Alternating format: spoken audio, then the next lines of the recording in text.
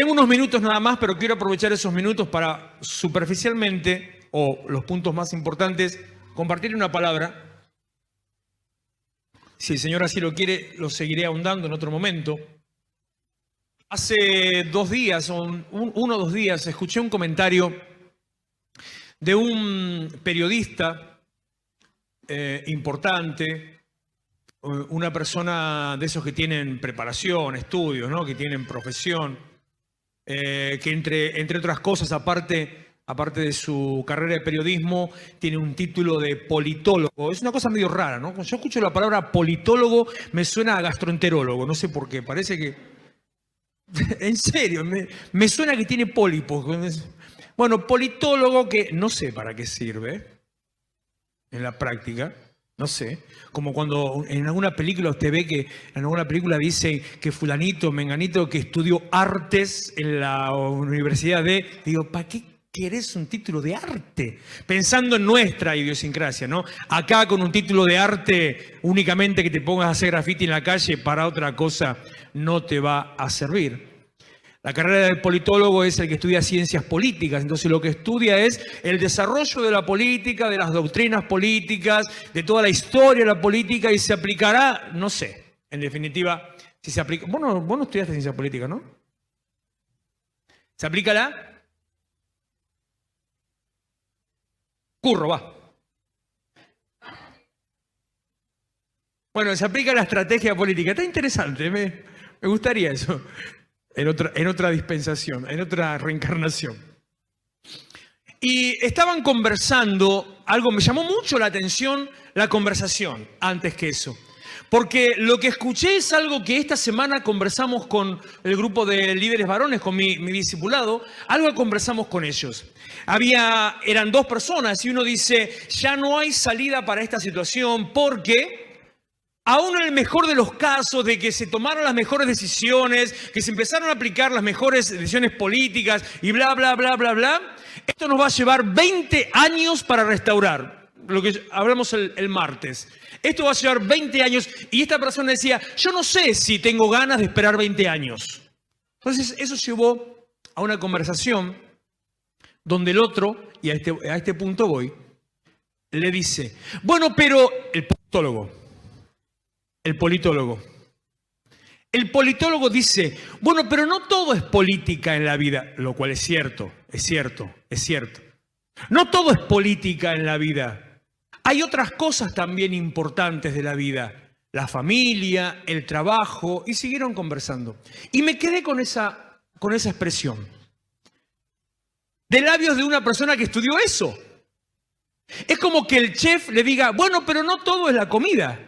Es como que el arquitecto le diga, bueno, pero no es importante cómo se hacen los edificios. Es como que el agricultor le diga, bueno, no importa, tirar las semillas y ahí ya se va a sembrar.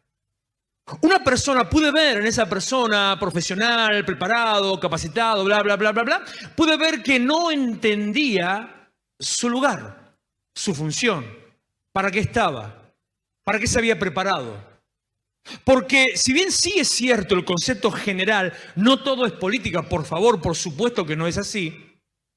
Desde la posición de un profesional, ¿no te das cuenta que las decisiones políticas impactan en tu vida personal? Bueno, pero también está el salir a pasear. ¿No te das cuenta que las decisiones políticas impactan en que puedas o no puedas salir a pasear? Bueno, pero irte de vacaciones... ¿No te das cuenta que las decisiones políticas impactan o no en que te puedas ir de vacaciones? Entonces, por supuesto que no todo es política, pero por supuesto que sí tenemos que entender el lugar y la importancia que tenemos, la función que ocupamos, el llamado, el propósito para lo que estamos, que en definitiva estoy, como le dije hace un ratito, para impactar, para transformar. Esa es la función básica de la iglesia. No, predicar. Y bueno, ¿qué te estoy diciendo?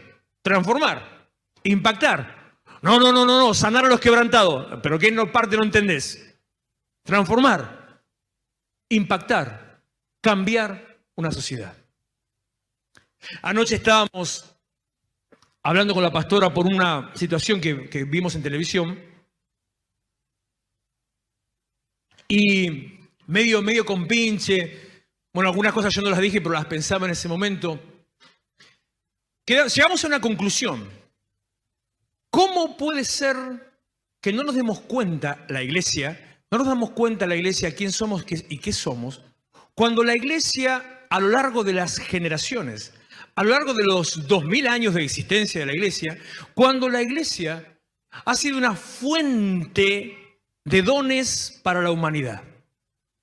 La iglesia fue un caudal de dones de las artes también para la humanidad.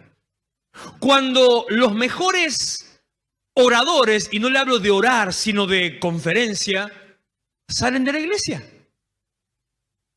Cuando los discursos mejor armados salen de la iglesia. Cuando muchos de los famosos cantantes, artistas, empezaron en la iglesia. Durante siglos, la iglesia fue una fuente de música y de músicos y de voces que por la religiosidad tal vez hicieron que se perdieran. Por ejemplo, mire, escúchese y agárrese los pantalones. ¿Conoce a Katy Perry?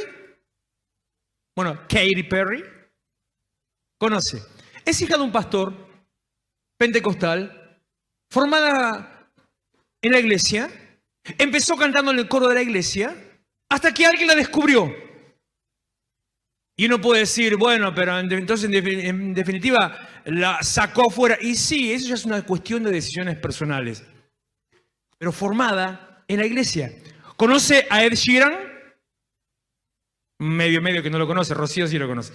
¿Conoce a Ed Sheeran? Bueno, si no lo conoce, búsquelo. Lo mismo, el tipo, hijo y nieto de pastores. Formado en el coro de la iglesia. Empezando desde chico hasta que empezó la edad de la adolescencia y como tantas veces pasa, se empezó a alejar del Señor. Con este se va a desmayar. ¿Conoce a Chayanne?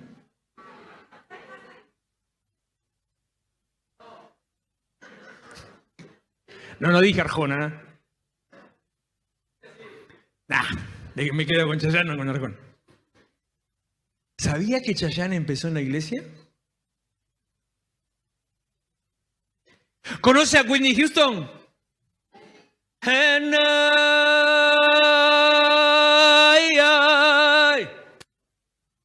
will always love you. Bueno. Ese gallo Claudio, más que Whitney Houston.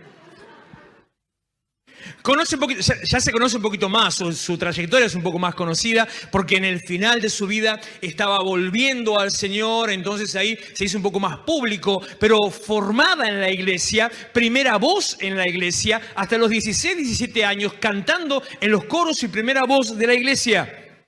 Y cuando le diga otra vez se me va a desmayar. Con los próximos dos. Y con el tercero se me muere. Con dos se me desmaya y con el tercero no, con el cuarto se me muere. ¿Conoce a...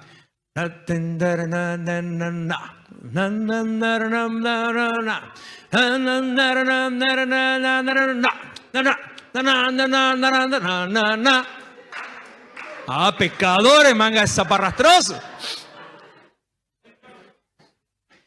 Si tiene oportunidad, si le gusta el gospel de esa época, si le gusta el blues, busque, consiga, averigüe, lo va a encontrar en internet en cualquier lado, la producción de Elvis Presley de himnos cristianos.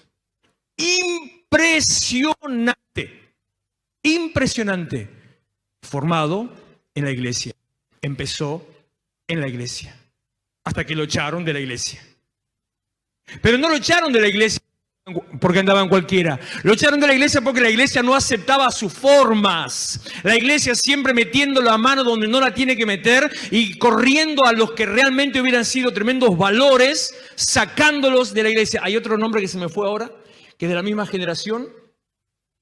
Bueno, ya me voy a acordar. De la misma generación, lo mismo, un rockero. Lo echó. El tío era uno de los pastores más importantes, evangelistas más importantes, onda como se le digo Billy Graham. Lo echó de la iglesia. Lo echó. Gracias. Jerry Lee Lewis. Cristiano. empezó en la iglesia. Pero el tío quería que cantara himnos y él quería cantar rock. Empezó en la iglesia. Dos más. Uno, dos le digo. Justin Timberlake. Y con la última llegó, ahora se me muere. Avril Lavigne. Que tiene una pinta satánica total. Empezó cantando en la iglesia. Siempre la iglesia fue fuente de dones. Siempre la iglesia fue de avanzada, fue generador de pensamientos, de criterios, de cultura, de modas. Siempre la iglesia fue al frente, de vanguardia, siempre. Hasta que los sistemas, los métodos, las formas de vida, la comodidad, la religiosidad y tantas otras cosas le pusieron una tapa a la iglesia y hoy estamos pidiendo permiso para todo. Dice Hebreos capítulo 1, no busqué el versículo, no sé dónde está, igual son unos minutos como le dije y vamos a seguir otro día. Empieza Hebreos, si no me equivoco son los 2 o 3 primeros versículos, empieza Hebreos diciendo que en la antigüedad Dios hablaba a través de los profetas, los ángeles y los profetas. Y dice Hebreos, utilizando un presente para ese momento de hace 2000 años, ojo. Y dice, pero ahora habla por su Hijo. El pero ahora es de hace 2000 años, no de ahora, del día de hoy, ¿no? Pero ahora habla por su Hijo. Entonces empieza Hebreos a desarrollar la idea del sumo sacerdote. Empieza a desarrollar la idea de que Él es el que estaba por encima, que Él es el que hizo toda la obra, bla, bla, bla, bla, bla. Continuando el mismo principio, tomándome de Efesios y Efesios capítulo 1, ahora, en el ahora de ahora, al principio Dios habló por medio de los ángeles. Luego, en aquel ahora, luego habló por su Hijo. Ahora, en este ahora, Dios habla por medio de la iglesia. El problema es que la iglesia está ronca, o afónica, o muda. El hablar de Dios por medio de la iglesia, o sea, la voz de Dios a través de la iglesia, es esa voz que transforma, es esa palabra que marca el camino, es esa sal que quita la corrupción. El hablar de Dios por medio de la iglesia es un concepto que hablamos hace unos años y en un par de meses se lo voy a volver a repetir, aunque ya le estoy haciendo un spoiler ahora. El hablar de Dios de la iglesia es ese texto que tantas veces se malinterpreta, que dice: Dios es el que pone reyes y saca reyes. Por lo tanto, uno llega al error de decir, bueno, si nos gobierna Hitler, lo puso Dios. Si nos gobierna Stroessner, que ya se murió, lo puso Dios. Si nos gobierna Pinochet, que ya se murió, nombro gente de afuera para que no me digan después, usted... Lo puso Dios. Vamos a tomar alguno de los viejitos. Si nos gobernó Videla, lo puso Dios. Entonces, te la tenés que aguantar, viejo, lo puso Dios. No lo puso Dios.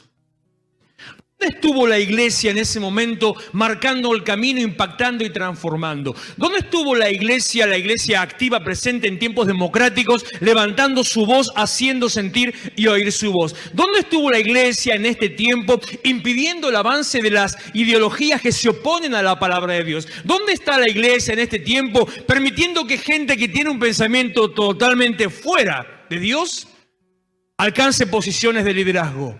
Dios habla por medio de la iglesia. Pero la iglesia está afónica o distraída, silenciada y callada. Génesis capítulo 1, y ya lo voy a dejar porque hace mucho frío hoy. Versículo 26 al 28. Quedándonos con la idea de lo que Dios ya hizo, quedándonos en la reflexión que tenemos que levantarnos definitivamente, que el Señor abrió un camino para que transitemos. Mire, abrió un camino comparando, si quiere, con el Mar Rojo. Abrió un camino deteniendo las aguas y haciendo pasar al pueblo en seco. Hacer pasar al pueblo en seco significa dos cosas. Significa una, que no se va a ensuciar, no va a meter las patas en el barro.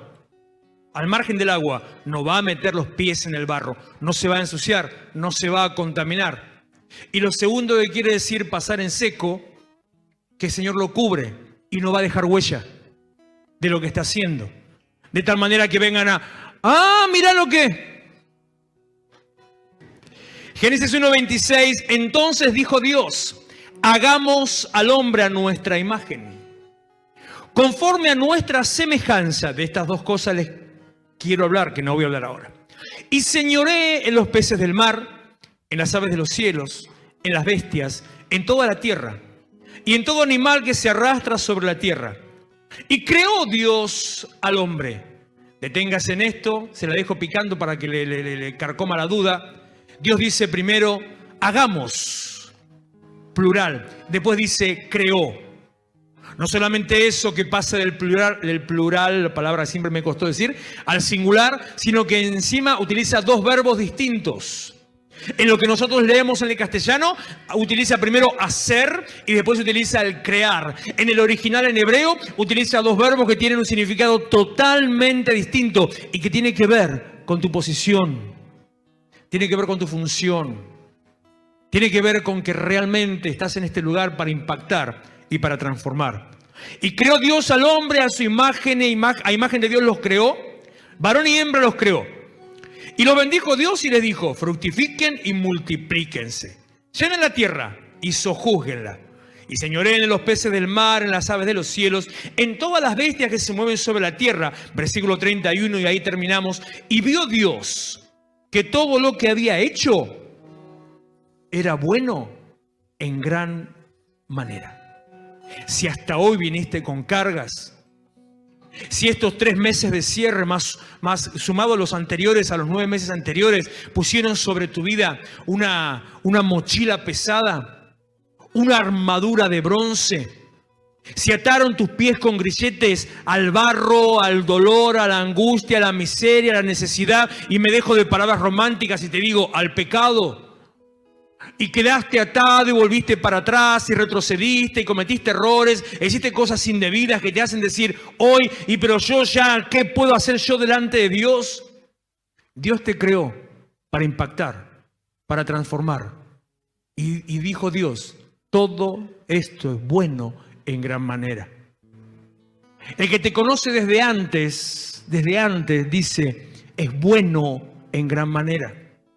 El que te moldeó, el que te formó, el que te preparó, dice que sos bueno en gran manera.